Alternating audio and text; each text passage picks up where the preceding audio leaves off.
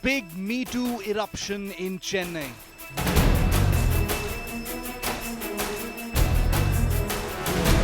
One incident sparks an entire movement all over again.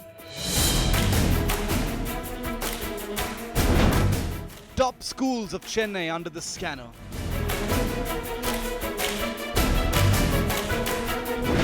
From teachers to celebrity songwriter.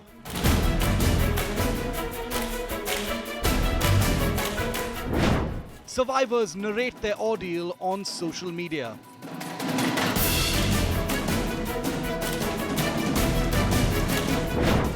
The people of Chennai are exposing predators among them. The big focus on 5 Live. अस्सलामुअलैकुम मोदी साहब, मैं एक लड़की बोल रही हूँ, मैं हूँ 6 years old। मैं आपको जूम क्लास की बड़े और छोटा बोल सकती हूँ। And this adorable little child from Jammu and Kashmir is now a viral superstar on the internet thanks to this little video where she's complaining directly to Prime Minister Modi about the huge burden of homework that's being piled on to her little shoulders thanks to online classes. The video that surfaced some time ago has gone completely viral. We're going to be playing out the whole thing for you on the show in a little bit. Modi साहब, मैं एक लड़की बोल रही हूँ, मैं हूँ 6 years old। मैं आपको जूम क्लास की बड़े और छोटा बोल सकती हूँ। छोटू बच्चन जो होते हैं, जो 6 years old होते हैं, उनको ज़्यादा क्यों रखते हैं काम मैडम और टीचर? नहीं, मैडम और सर क्यों रखते हैं?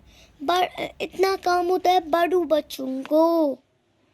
जब मैं सुबह उठती हूँ 10 बजे, मुझे दो बजे तक होती है क्लास। एक होती है इंग्लिश, उसके बाद मैथ, उसके बाद उर्दू, उसके बाद ईवीएस, उसके बाद कंप्यूटर। इतना ज़्यादा काम रखते हैं बड़ू बच्चों को, जो होते हैं 7, 6, 10। छोटे बच्चों को इतना काम क्यों रखते हैं मोदी साहब?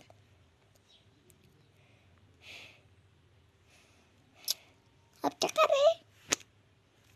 अस्सलाम वालेकुम मोदी साहब, good bye. Some beautiful light amidst the darkness of our times. I'm going to play out a longer version of that video of that adorable little kid from Jammu and Kashmir in just a bit. Thanks as always for being with me here on 5 Live. I'm Shiv Aroor and these are the headlines.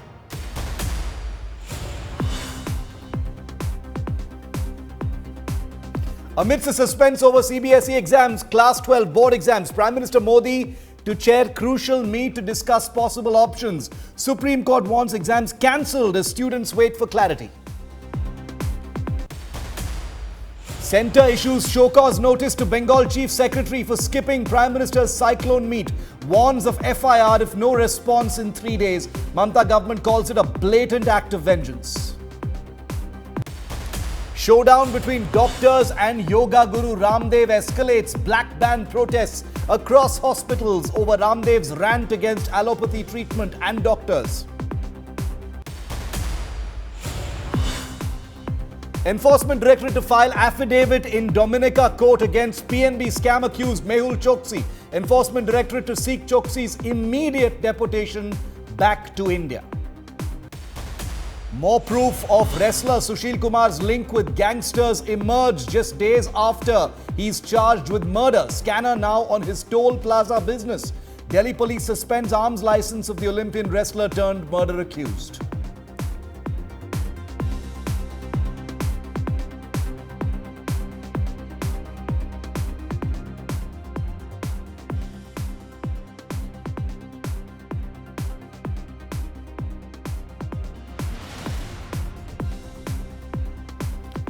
It's a non-stop eruption of call-outs of sexual predators in Chennai schools. 5 schools so far and still counting. School students in Chennai's prestigious Padma Sheshadri Balabhavan, one of Chennai's best-known schools, spoke out very bravely just a few days ago, exposing a sexual predator in the school. And it's had a huge chain reaction in the city of Chennai and its schools. Many survivors have come forward, some of them long graduated and into their adult lives to narrate their ordeals. Here's a report on how one incident has triggered and sparked what appears to be a huge eruption of Me Too cases in the city of Chennai. In the last 1 week, the beautiful city of Chennai has been rocked by stories of sexual harassment. One after another, harassers were called out on social media, and it all started with one school. A teacher from the popular and prestigious PSBB school in Chennai was arrested after students and alumni spoke out about how he harassed girls in the school. Harrowing tales of how this man on your screens harassed students during even online classes shocked the city. He would allegedly turn up for classes in a towel, would privately send inappropriate messages to girl students and comment on their WhatsApp DPs. Alumni students claim that various minor students from the school have come forward and raised allegations that the particular teacher has touched them inappropriately and he has been speaking with sexually colored comments several times. In a matter of days, the teacher, Rajagopal, was arrested. Concerned teacher has been taken under the police custody.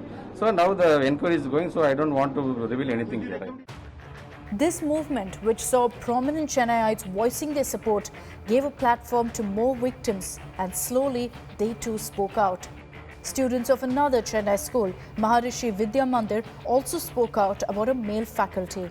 The story is similar, of sexual harassment, of body shaming young girls and failing them if they dared to speak out.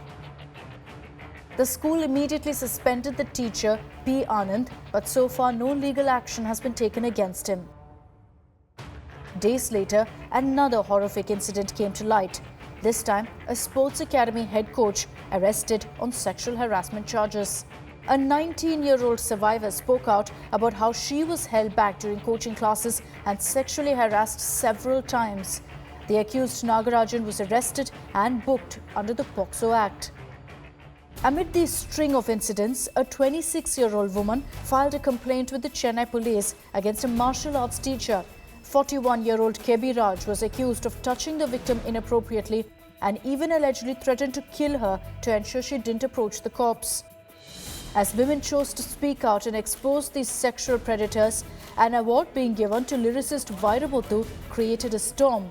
Why? Because singer Chinmay named Vairamuthu as a sexual predator. He has always been somebody who has used his political power and his general power in the entire scene of art and politics to molest, threaten and silence women and force women to continue to work with him. It's been more than 2.5 years and my right to work has been denied. The outrage finally prompted Vairamuthu to put out a video saying that he would return the award.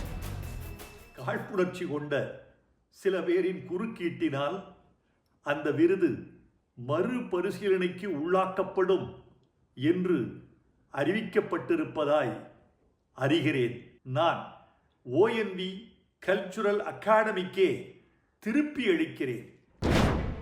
It all started with one horror story from a top Chennai school and has encouraged scores of girls and women to speak out about how they've been tormented by sexual predators in a city that's always had a record of being one of the safest.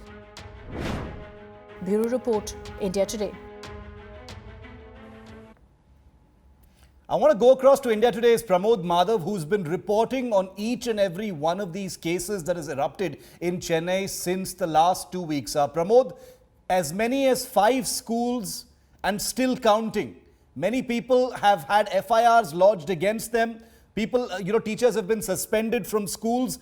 This is a sudden eruption. This is unusual. And it looks to me like, Pramod, after the PSBB case, the Padma Seshadri case, many other survivors have found the strength to come out and speak out about their molesters in schools.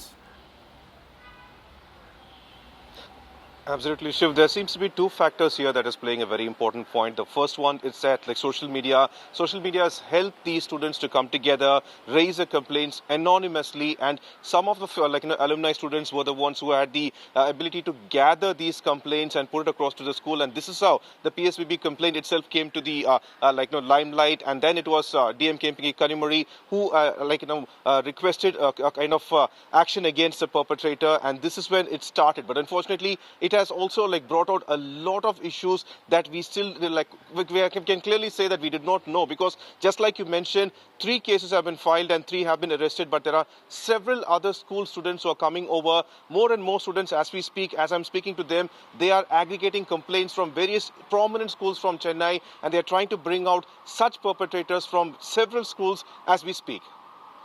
Pramod, thank you very much for that. Let me just take you through the cases that have happened so far. We're calling it a chain reaction of cases in Chennai. And here's the reason why we're listing out all those cases for you here on India Today. The first was the Padma Sheshadri Balabhavan case. The location is Chennai. The allegation was sexual abuse. The accused was an economics and business teacher named Rajagopalan. The accuser was students and alumni associations. The accused has been arrested. The status is the investigation is still currently on. Then we go to the Maharishi Vidya Mandir school again in Chennai. The allegation there, this was the second big case that erupted. Again, the allegation was one of sexual abuse. The accused was a person called P. Anand, the teacher there. The accusers, obviously again, were students. Action taken so far. The accused has been suspended. The accused teacher has been suspended. No legal action has been taken thus far. Number 3, again Chennai, allegation sexual abuse, P. Nagarajan, who was a sports coach. The accuser is a 24-year-old ex-student. The accused has been booked under the POCSO Act. Investigation is currently on. 5th case, allegation of sexual abuse where the accused is a martial arts teacher named KB Raj. The instructor, he's a martial arts instructor. The accuser is an ex-student who has come out and spoken against him. The accused, KB Raj, has been arrested and the investigation is currently on. Sexual abuse, another, number 6. The accused is one of the most well-known lyricists and songwriters in Tamil Nadu cinema, is Vairamuthu. This is a case that dates back a few years, but it has erupted once again. The accuser is the very well-known singer and playback singer and dubbing artist Chinmay Shripada. She is also going to be live with us in just a moment. The action taken, he was forced to return an award, and an award that was going to be given to him, bestowed on him, has been held back, but no legal action taken so far. In fact, the person who has suffered the most in all of this is the accuser, Chinmay Shripada, as you will see in just a moment. But before I bring my guests onto our show, I want to introduce all of them to you. And the reason we've brought all of them on board is because this is a story from one of India's big cities, big metropolitan cities, and we've seen all of these cases erupting one after the other. Chinmay, welcome. Good to see you. Thank you for being with us here today. Chinmay has been on India Today before on this particular case. We also have Ganapriya. She's an alumnus of one of the schools in which these charges have been leveled against teachers. We also have with us Shruti Nakul. She's a very well-known TV host, also alumni of a school where she has been body shamed and victimized in the past. She has spoken out about it as well. But I'd like to start, ladies and gentlemen, I'd like to start our show today with a person whose name we will not be taking, whose face is going to be blurred on your screen, whose identity we will not reveal for obvious reasons, because this is a case of sexual assault, and this is a person who has survived that sexual assault on school premises, and she's been brave enough now to speak out. Madam, I'm not going to take your name, but you are on India Today. Your identity is completely protected. Please take us through the allegations that you have made and where things stand right now. What happened? Hi, I can talk to this. So I'm happy to name my school as well. It was Kendriya Vidyalaya CLRA. It's in Chennai Adyar. This was when I was in class 9. I'm now well past graduated and I'm working. And the Hindi teacher in that school, Mr. Mahendra Kumar, in a full class, I went to distribute chocolates on my birthday. He grabbed my buttocks in the middle of class when everyone was present, when I went to distribute chocolates to him. So this happened when I was in class 9, and it is very recently that I put it up on social media, and post that over 22 and counting victims have then reached out to me with their stories, which are similar or worse in nature in the things that this teacher has done. And we have submitted a letter to the school with all of these complainants and supporting signatories, as well as several witnesses, nearly 20 and a bit witnesses who've seen it in class, who've seen many of these instances in class. The school has responded saying they formed a committee of 4 members, but it feels to me like the school doesn't want to take action. They originally offered that they would take witness statements and victim statements on a Zoom call. And I explained to them that I work abroad, but I'm temporarily in India visiting my family, not in Tamil Nadu. And yet they followed it up with an email saying they insist it be in person. And tomorrow, I got the notice today that they want us all, including anonymous victims, to be present in person. And when further asked about potentially being on a Zoom call, given it's a lockdown in Chennai as well, they say that Article 81B of the KV Sangathan Education Code says that you should be in person for a physical signature. We read through the article, and nowhere does it mention in the article that you need to be present in person. But they say that the article, it is understood from the article that you have to be present in person. So it feels like they're finding ways to deliberately push it away. Is it, madam, is it because, I know this happened when you were in 9th standard. It's a trauma that happened some years ago. You've moved on in your life. Was the tipping point for you, this entire Padma Sheshadri case? Because we've seen this in the past as well, when there's one big case, survivors like yourself, madam, you find the strength to come out, because, now that people are calling out the predators, there is a sense of, a sort of uniting strength to step forward and do what you otherwise may not have earlier.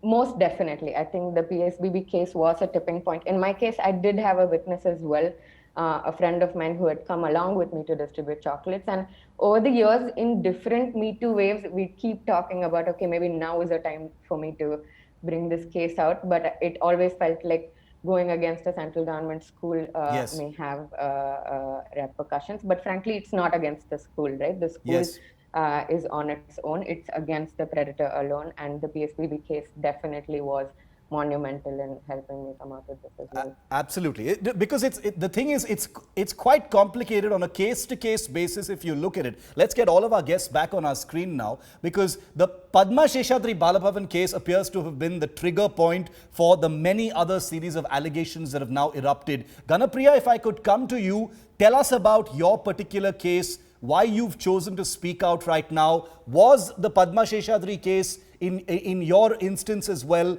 the trigger point for you to come out and speak out about what happened? Sure. So I'm an alumni of Chettinad Vidyashram, and I went to that school all my life. So the incident that happened to us was generally, a culture of abuse was very normalized in our school, be it verbal, physical, and the sexual abuse, of course, in retrospect, we realized was rampant. But those who underwent it had to kind of suffer alone in fear, even in general. So it was the PSBB issue that brought it back up again. So in my case, I had gone through a very tough experience in school. I used to play basketball and I was in the team. So we had a very difficult experience for all of us. And when I did go back to the school 10 years ago to complain to the principal, who is the current head of the sexual abuse committee, we were completely stonewalled. We were not given any kind of a response. They were not willing to take up any kind of responsibility. And when we went, three of us, alumni, to say that, we don't want like personal revenge. We're not being immature. We're not being angry here. Let's put in a child safe policy in school, because we believed the school was unaware about these things.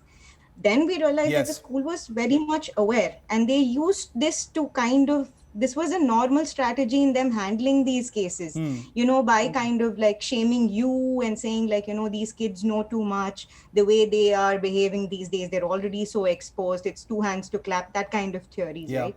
But what we realized was when we went back, when we went 10 years ago, they did not insist that we give a written complaint or anything like that. They kind of manipulated us into not having any records.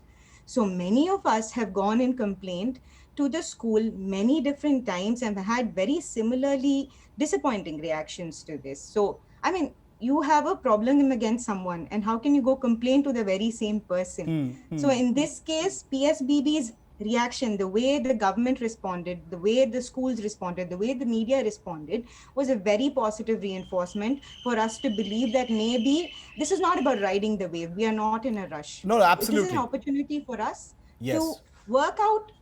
It's a good opportunity to have awareness about this and come up with a solution that benefits all students across the country. And the thing, I'm glad you spoke about riding the wave, because not for a moment am I, suggesting, not for a moment am I suggesting, and I feel the need to clarify here that, there is some wave that people are looking to kind of use to get their stories out. I am very, very aware that, there is strength in unity when more people come together for something as sensitive as this. It does help. We have an amazing example on our show today, Chinmay Sripada, who brought out those allegations in 2018, when Me Too was a big thing in India. And look at where her case is now. She's still being victimized. She's still been completely boycotted. We're going to hear her voice as well. Chinmay, before I go to Shruti, Chinmay, you want to weigh in on that? The big Me Too explosion in India, all the cases coming out was in 2018. 3 years later, we've seen some developments as far as the person you've accused, Vairamuthu, is concerned as well. And it comes amidst this eruption of different cases in Chennai. Chinmay, how does that make you feel? What did you think about it? I'm extremely glad that I do want to put on record that if not for the fact that Kripali Samdaria had put out these stories first on Instagram, I don't think this entire snowball effect would have started from PSBB to other schools as well. And in all these cases, the most important point to note is that the students have tried to complain. They have been stonewalled, and PSBB itself has said from no complaints, it has changed its statements to we have not received any written complaints. So a few other teachers were also named in PSBB, and we're seeing at least up to 7 or 8 schools and some more, a school of architecture and a couple of other universities are also being named. As long as my case was concerned, when I named Mr. Vairamuthu as my molester, at that point in time in 2018, 7 or 8 women had come forward and shared their stories. Yes. But 2 years hence, up to 18 women have spoken up. But just because I spoke up, I have basically been formally banned by the dubbing union in the Tamil Nadu film industry, which is now headed by BJP's Mr. Radha Ravi. And they have basically kind of ended my career as a singer and a dubbing artist. And in these 2 years, except for probably a couple of people who sympathize with my cause, I have not been able to work at all. That's, the reason why I asked Chinmay that question, Ganapriya, is because of this whole idea that there is a wave and that people will somehow be able to get justice if there are more voices coming out. And she's a great example, actually a terrible example of someone who was part of that so-called wave and who's still completely boycotted by the industry, that where one of the most prominent voices is the person she has accused. Shruti, this snowball effect that's happened now with the Padma Sheshadri case it's still snowballing. Every 2 or 3 days we hear about new allegations. Martial arts teacher, physical education teacher, another school, another college, whatever it is. Alumni coming out and speaking about past cases like the lady we have on our show today. You're an alumni, Shruti, as well, of a school where we've seen certain allegations. You've faced this kind of shaming as well. Would you like to tell us about your experience and how you see this eruption of Me Too cases in Chennai? Basically, I'm also an alumni of Chettinad Vidyashram. And like she said, she's a basketball player. I was forced into playing basketball because I was tall. And he touched me inappropriately. He used to pinch my thighs. even after I told him, don't, I'm not comfortable, he didn't stop. And I just stopped playing basketball altogether. And every time he used to, see me pass by in school, he used to like comment saying like how I'm no good, I don't have any sportsmanship in me. And this was just one person.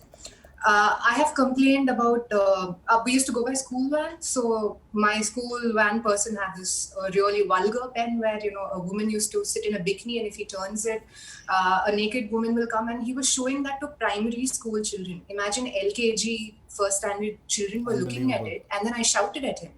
I immediately went to my vice principal and I complained to him about it. And they were all like, why do you always have to make an issue with everything?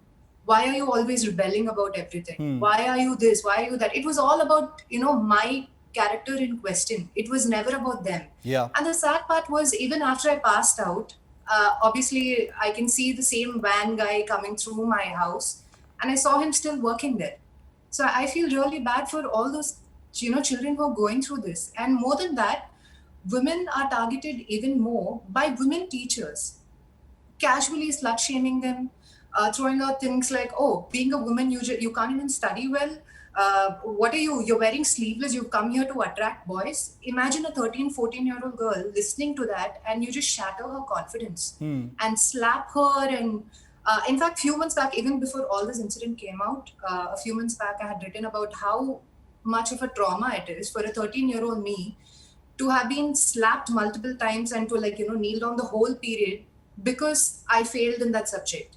And they very well knew I was not coming to school for a month because I had an injury. So for me to catch up with, all those educational stuff was really tough. And instead of helping out a student who is not able to catch up, yes, do you think slut shaming that person and, harassing her or saying mean things is the best way? Yeah. Is that how you want to improve a child's education and marks? This is really terrifying because from the accounts that all of you have given me, this is not something new apparently. I mean, this has been going on from years, and they've only begun to be told now. That's the scary part of it. So how many more cases are there that are yet to be spoken about? Will the strength be found by survivors to actually speak out about them? We also have with us Saukya, who's joining us live from Chennai. She's been collating many of these allegations and helping survivors find their voice to put them out in what Chinmay called this snowball effect. Many more allegations coming out. Saukya, can you throw some light on that? We've seen at least 5 schools where these incidents have come out. How many more are there? Do you get allegations of this kind in your inbox all the time? Yeah, so I am grateful and thankful to Kripali that she started this. Started collating stories from her school and putting it on social media. So when I started collecting stories, there were so many people who messaged me their problems. First, I put up my problem, seeing all the assaults that came from PSB. It took me at least 30 to 40 minutes to sit and think about it. I was kind of scared to put it out first because I thought if something would happen to me or if something would happen to my family. Yeah. And then I gave it a go and then I posted on my social media. And then I realized there were so many other people, there were batches and batches who faced the same thing and no action was taken. It just shocked me. And 3 days into this, I received complaints from all the schools, various schools in Chennai. And there was this, there were these few schools who said this has been happening in North India too, but no one's noticing it. You think you'll be able to bring light to this? Okay. So it's really shocking to receive so many complaints. So many complaints. That's exactly what I'm talking about.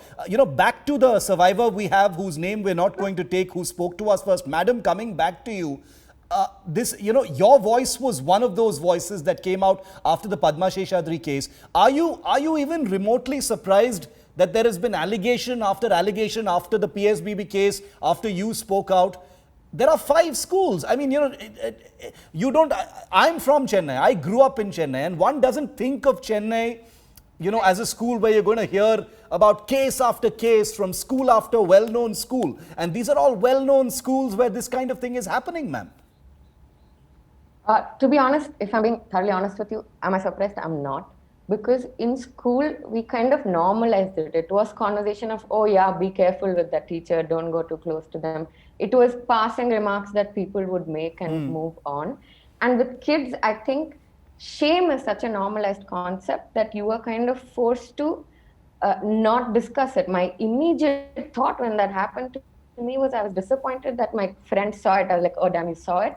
Please don't tell anyone. That's the first reaction you have, that you don't want, like, it feels like a shameful act as though you committed it. So often people think that it's something you shouldn't discuss. So that is it. And I'm not surprised. I think if you speak to more of your female colleagues in our age today, you will definitely hear much more. Ganapriya, what would you say? We have limited time on this show, but we're going to keep the focus on this issue. What would your advice be, to other kids out there, and also adults, both students and adults out there who are all obviously plugged into this story, because this is the kind of thing that goes viral. Children are on Instagram, they've seen the allegations that have been made. I can't imagine how many students there must be out there who are in a dilemma right now about whether to come out with their allegations or not. I respect anybody who wants to come out and not come out equally, right? Because I remember being a 13-year-old who couldn't speak up for myself. In fact, when I heard she spoke out against the basketball coach and said no, even that first reaction was not possible for a lot of people, right? Like, we couldn't openly say, no, don't do this to us. And that should be a starting point. And going forward, the school should implement that there should be no abuse that will be tolerated in the school, as a simple reminder to everybody involved. I mean, if you're saying nothing happens, let it be a more, insisted that anybody who has anything against will come to school and talk about these things. Parents can check in with their children. Yes. And as a girl who's plays sports, right? Like, a lot of times we are having to choose between sports with abuse or no sports at all. God. So that shouldn't be a choice we have to make, because you play sports, you have access to your teacher physically, and your teacher has access to you physically. So there is like Shruti was saying, for things to go wrong, and that shouldn't be our responsibility. It should be clear that this responsibility is that of adults, management, school, academies, whoever it is, to ensure that this place is safe, and there are measures and it is transparent. When these complaints happen, you should know that these people, we don't want to put them in jail and shame them. That is really not the idea. But people like this going forward shouldn't be able to work in schools or anything to do with children. There should be a blacklist that is at least internally available to the system, where people know that these people are dangerous. And better profiling of teachers have to be done. More work on teachers have to be done than on children. The children are okay, we will manage. But at least these days, the children are learning consent, learning to say no. So this can be a great opportunity to talk about all these things between friends, between children, and even us, we're coming together and learning so much about each other.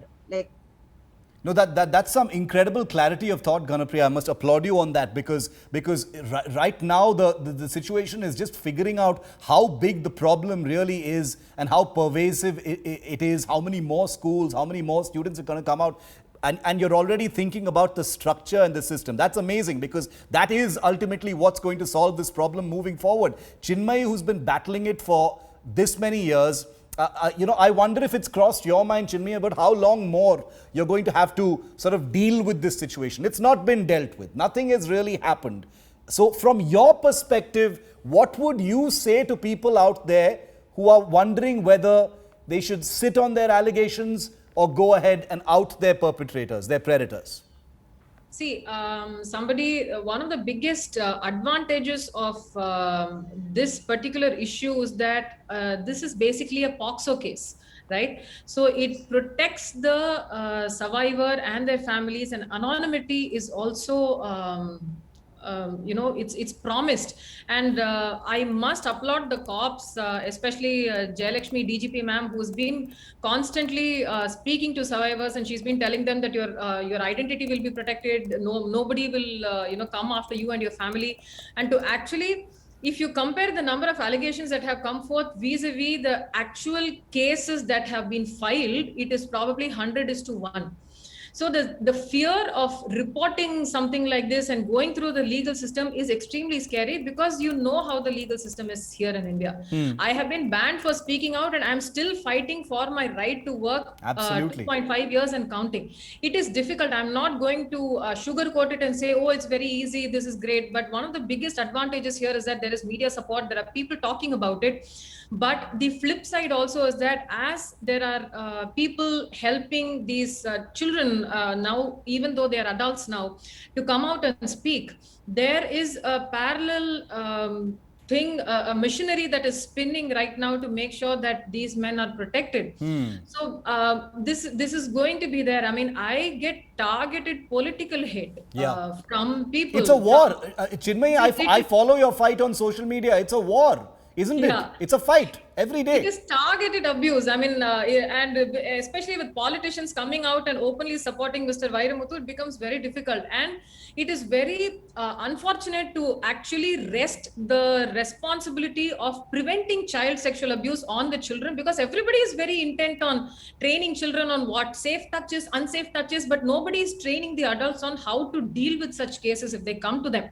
Because the first response that they say is, please tolerate this, please remain silent. I know people who have had issues with this, Mr. Rajagopalan at PSBB, and they were not willing to come forward and file a case despite my sitting and trying to convince them that their identity will not be revealed. Yes. I know 4 such people. So they do not want to go through the system and the courts and the cases, because as soon as you put out, look for the case number on Google, the person, the identity of the accuser and their address and everything is out there in the public domain. It is not protected at all. So all of these systems need to be, put in place, and the schools are completely responsible. I know how many of these schools have had their own alumni and people and NGOs that I know who have been trying to implement a child safety program, and they have all been stonewalled. They didn't want to have system in place, and POCSO compliance and having all these systems in place is a prerequisite. These are things that parents are not asking schools because they're desperate to get their kids into these schools now. So that all of that, so the system feeds on that desperation, and then if a parent goes and asks that question, they'll say, please remove your kid from the school, you can go and find someone else. That's a very scary picture you're painting, because what you're confirming, Chinmay, is that there are these wheels within wheels. There are wheels within wheels where people are pushed into a corner and somehow, in many cases, won't speak out. They're willing to let certain things happen as long as they can get their children into these prestigious schools. And I'm wondering whether, and this is the final question I have on this discussion, and it is for Shruti, because you're an alumni in one of these schools, ma'am.